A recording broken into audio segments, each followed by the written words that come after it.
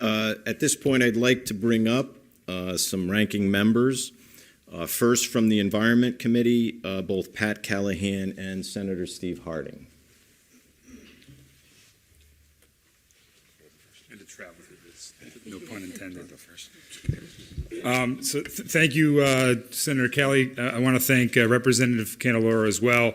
I want to thank both the House and Senate Republican leadership for taking a stand on this issue and highlighting this issue. This is critically important, as Representative Candelora mentioned, to the vast majority of individuals in the state, to the middle-class individuals that comprise the majority of this state.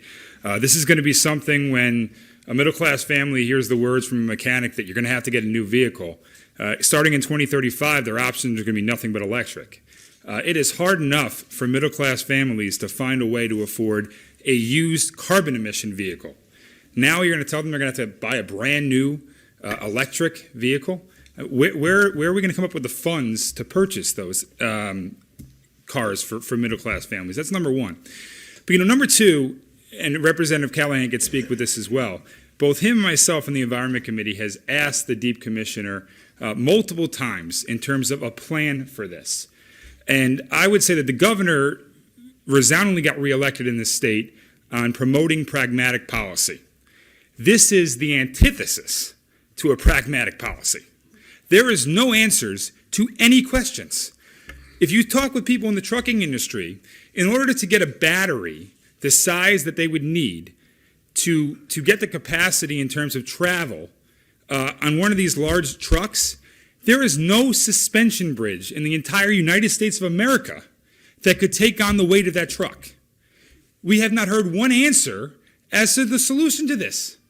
So again, I would ask the governor's office in terms of this is the governor's commissioner, the Deep Commissioner that he appointed, who is bringing these regulations to the Regulation Review Committee. I would ask the governor's office, come out and answer these questions. And if you can't, then this is obviously not a pragmatic policy, and this should be something where the governor's office should be openly saying, we need to pause this.